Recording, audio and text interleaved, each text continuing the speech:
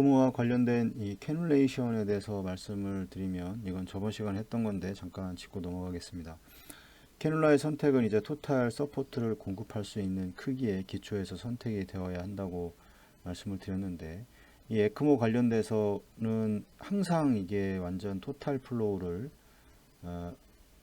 해줄 필요가 없는 환자도 간혹 있을 수 있습니다. 그렇다고 하더라도 이제 어떻게 될지, 에크모 상황이라는 거는 결국에 심장에 어떤 문제가 발생을 했거나 렁이 문제가 발생을 했거나 이래 그런 상태에서 이제 서포트를 해주는 거기 때문에, 거기에서 가장 중요한 건 이제 이 캐놀라의 사이즈일 겁니다. 이 캐놀라 사이즈에 따라서 토탈 퍼퓨전이 가능한지 가능하지 않은지를 이 결정할 수 있기 때문에, 이제 캐놀라는 이제 가장 큰 그 토탈 퍼퓨전을 운영해 줄 수 있는 캐놀라로 선택을 해야 되는 게 맞는 거고, 만약 혈관이 캐놀라를 수용하기 충분하지 않다면 이제 두 개의 비너스 또는 이제 아트리알 이 사이드 캐놀레이션의 사이트가 이제 필요할 수가 있습니다.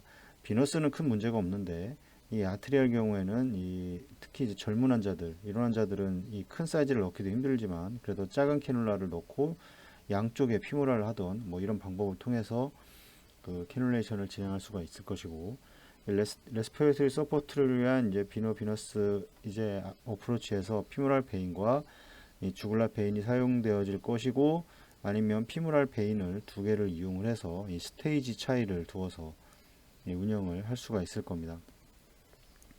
두 개의 베인 캐놀레이션에서 이 리서큘레이션은 IBC로부터 드레인되고 RA로 리인퓨전 되는 과정에서 이거는 최소화해야 되는 겁니다. 만약에 이 리서큘레이션이 증가한다는 거는 그 드레인이 되고 다시 관류가 되는 상황에서 이 관류되는 세츄레이션 된 혈액이 이게 RA에서 RB로 넘어가야 되는데 못 넘어가고 다시 캐놀라로 들어오게 되면, 그만큼 이제 RB로 넘어가는 이 세츄레이션 된 혈액이 부족해지기 때문에 이 전체적인 산소 그 공급에 문제가 생길 수가 있습니다.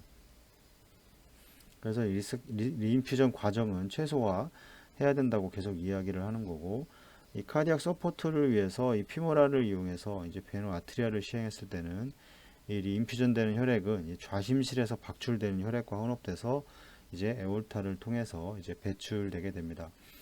만약 폐가 정상 기능을 수행하지 못하는 경우에 이 좌심실에서 유출되는 혈액은 산소 함량이 아주 적어지게 되고, 결과적으로 머리로 향하는 혈액의 산소가 낮아지게 되고, 이 머리뿐만 아니라 이 심장에 혈액을 공급하는 이 관상동맥으로 들어가는 이 혈액도 이제 산소가 매우 낮아지게 됩니다. 그래서 다리로 향하는 혈액이 이 산소가 많게 되기 때문에 이 서로 다른 혈류를 형성하게 된다고 그랬는데, 이게 바로 이제 할리퀸 신드롬이라고 부르는 이제 이런 증상들이 나타나게 됩니다. 할리퀸 신드롬은 여기에서 뭐 에올타가 뭐 있다고 했을 때 뭐 이 부분에서 혈액이 그 LV에서 짜주는 혈액이 여기서 여기까지 오고, LV의 기능이 그만큼밖에 되지 않기 때문에 이만큼 왔다고 치고, 그다음에 이제 피모랄 아테리에서 들어오는 게 여기 와서 이 부분에서의 이제 그 선명한 이쪽과 이쪽 부분과 이쪽 부분에 이 선명한 색깔 차이가 나게 됩니다. 이쪽은 검붉은색, 이쪽은 완전 붉은색. 왜냐하면 피모랄 아테리를 통해서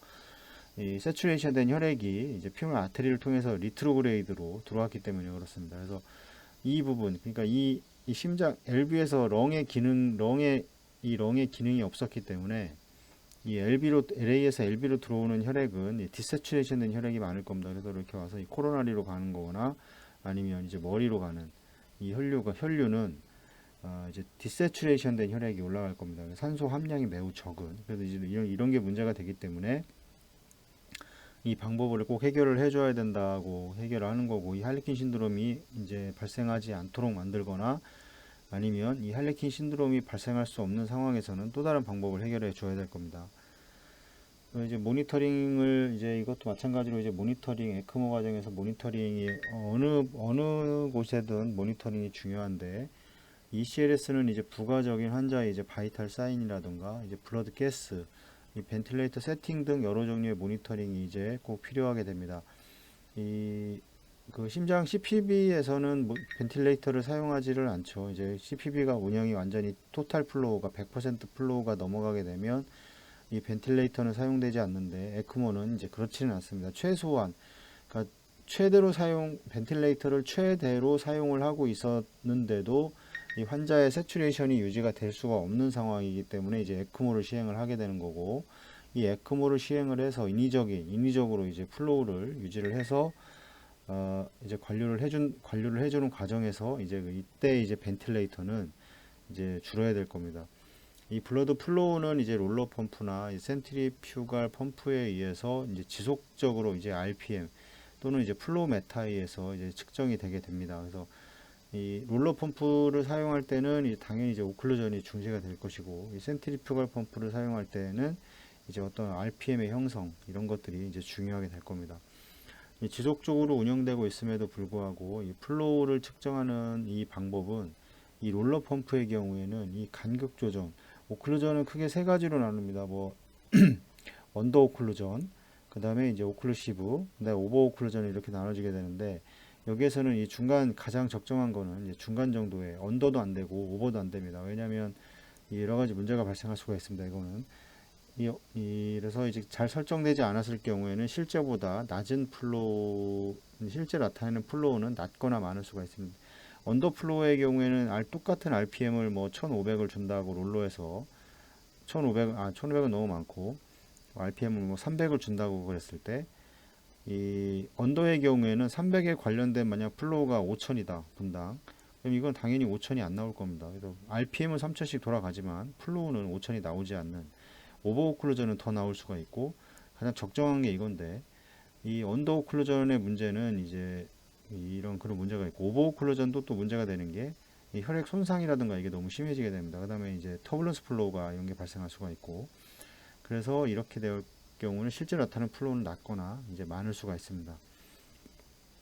이 회로의 아티리얼 사이드에서 압력을 이제 측정하는 것이 또 중요한데, 이 뭐 심폐기도 CPB도 마찬가지고 에크모도 마찬가지고, 이 압력 측정을 통해서 이제 옥시네이터의 펑션도 측정을 해줄 수가 있습니다. 그래서 회로의 아티리얼 사이드에서 압력을 측정하는 것이 중요하고, 가급적이면 이제 멤브레인이 이렇게 있으면 플로우가 이렇게 들어가고 이렇게 나온다고 그랬을 때, 이 멤브레인 렁을 이제 지난 부분, 이 부분에서 플로우의 방향 이 방향이라고 그랬을 때, 이제 멤브레인 렁을 이제 지나기 전 여기와 이제 여기로 측정을 할 수가 있는데, 여기서 측정을 하는 게 가장 한 개만 한다고 그랬을 땐 이제 여기가 좋고, 만약에 그 두 개를 다 한다 그러면 이 부분과 이 부분을 동시에 측정을 해야 됩니다. 그래서 가장 좋은 방법은 이 부분과 이 부분을 동시에 측정을 해서 이 옥시네이터의 펑션과 그 다음에 삽관되어 있는 캐뉼라에서의 어떤 상태를 이제 알 수가 있습니다. 만약 멤브레인 렁을 지난 이제 압력 경사도, 이제 프레셔 그라디언트라고 얘기하는데, 이게 증가한다면, 그러니까 이 부분에서의 압력이 측정을 하고 있는데 이게 상승을 한다 그러면 이게 이제 스롬보스를 이제 의심을 할 수가 있습니다. 그다음에 이 부분과 이 부분의 이제 압력 경상도를 봐야 되겠죠. 옥시네이터를 지나서 측정되는 압력은 이 캐뉼라의 M 넘버를 기초해서 공급되는 이제 플로우를 예측할 수가 있습니다.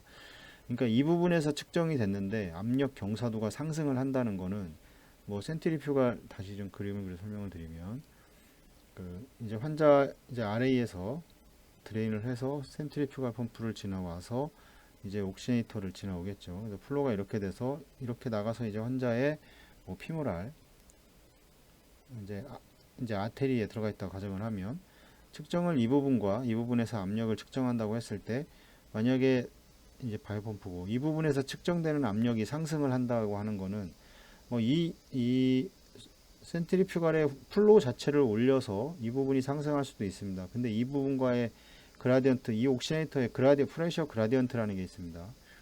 프레셔 그라디언트라는 게 있는데, 이게 보통 한 70 정도 되는데, 만약에 이 부분에 측정되는 압력이 300이고 이 부분이 만약에 270이다 그러면 뭐 그 정도 230이다 그러면 괜찮은 겁니다. 이게 이 정도의 원래 이 자체 프레셔 로스가 있기 때문에. 근데 하지만 이 부분이 만약에 400까지 올라가는데 이 부분은 뭐 230이다, 이 부분에 변화는 없습니다. 만약 플로우를 올렸다 그러면 얘도 같이 올라가고 얘도 같이 올라갈 텐데, 이제 그렇지 않다.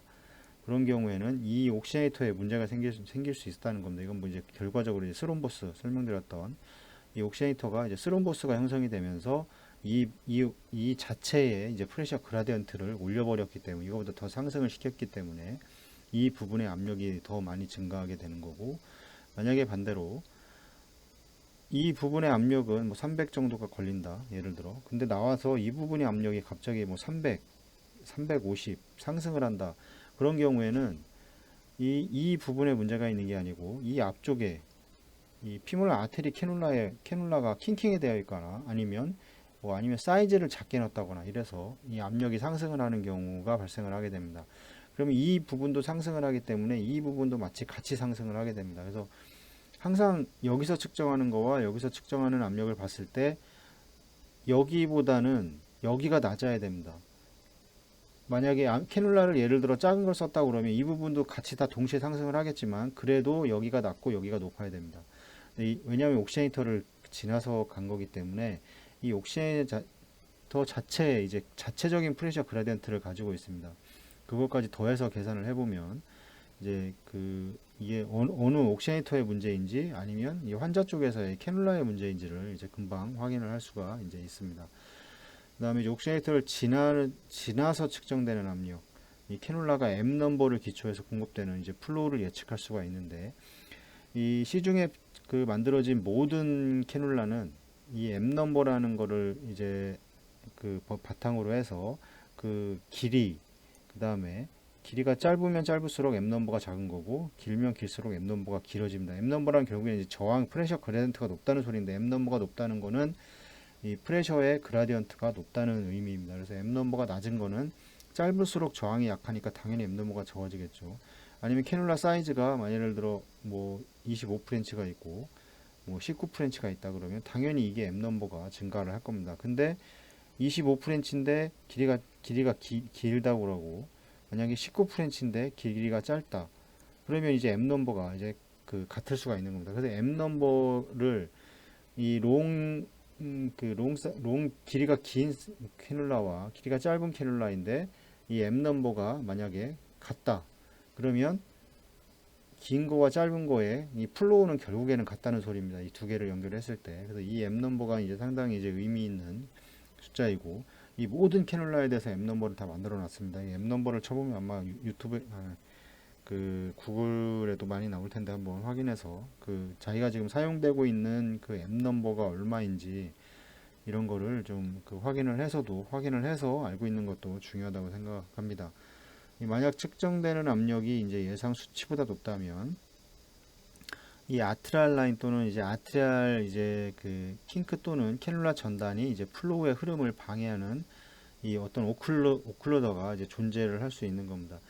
이 캐놀라도 마찬가지지만 이렇게 뭐 피모랄도 이렇게 들어가는데 항상 이 피모랄 아테리에서 삽관을 했을 때 혈관이 이렇게 일직선으로 있는 게 아닙니다. 그래서 뭐 이렇게 될 수도 있는데, 만약에 캐놀라가 이 부분에 삽관이 돼서 오다가 이런 부분에서 이 부분에 엔드홀이 위치하게 된다면 이게 플로우가 바로 이 혈관으로 파랄랄하게 가지 못하고 어떤 월에 의해서 이게 플로우가 막히는 이런 경우가 있습니다. 이때는 압력 자체가 상당히 많이 상승을 하게 됩니다. 어떤 뭐 다이섹션이나 이런 문제를 이제 제외를 하고라도 이럴 때에는 이제 플로우가 RPM을 상승을 시켰는데 이제 플로우가 이제 증가를 하지 않고 계속 RPM을 상승을 시켜도 증가를 하지 않고 낮춰도 뭐 낮춰지지 않고 이런 문제가 발생을 하게 된다면 이제 RPM은 고정되어 있는 상태에서 이제 이 아테리알 캐놀라의 위치를 좀 조정을 해야 됩니다. 위치를 빼거나 아니면 좀 더 넣어보거나 이런 과정을 거쳐서 지금 어떤 혈관에서 자체적으로 캐놀라가 있던 엔드홀에 이런 혈관 부분에 엔드홀이 맞닿아 있는지 이런 것들을 확인해서, 아니면 더 밀어넣어서 같이 넣어줄 수도 있는 거고, 더 밀어서 이게 잘 가게 할 수도 있는 거고, 더 빼가지고 같이 이렇게 갈 수 있게 이렇게 만들어 주는 게 이제 이런 것들이 이제 중요합니다. 그래서 이런 것들을 플로우를 이제 흐름을 방해하는 이런 것들을 꼭 확인을 해야 되고, 마찬가지로 이제 펄스 루멘으로 들어갔을 때 이제 다이섹션 관련돼서 당연히 이제 펄스 루멘으로 들어갔을 때 압력의 상승은 이제 상당히 많이 증가를 하게 됩니다. 이런 것도 금방 이게 에크모 운영 과정에서 꼭 확인을 해야 되는 부분이고, RPM을 올려서 이제 플로우를 상승을 시켰을 때 이제 플로우가 형성이 되지 않거나 이런 경우에는 크게 이제 킹크란 어디가 아니면 클램프를 잡아놓고 이렇게 있는데 이거를 마침 못 보고 그냥 이때는 아예 플로우가 0으로 나오겠죠. 아예 가지는 않으니까. 근데 가기는 가는데 플로우가 형성되긴 하긴 하는데 낮게 형성이 된다 그랬을 때는 뭐 다이섹션이라던가 아니면 이제 그 어떤 혈관의 위치가 엔도리 그 이런 그런 부분에 그 톨처스돼 있는 그런 부분에 이제 걸려 있다던가 이런 경우가 있을 수 있습니다. 이런 것들을 꼭 확인을 해야 되는 거고 오늘 여기까지 하고 다음에 또 말씀드리겠습니다.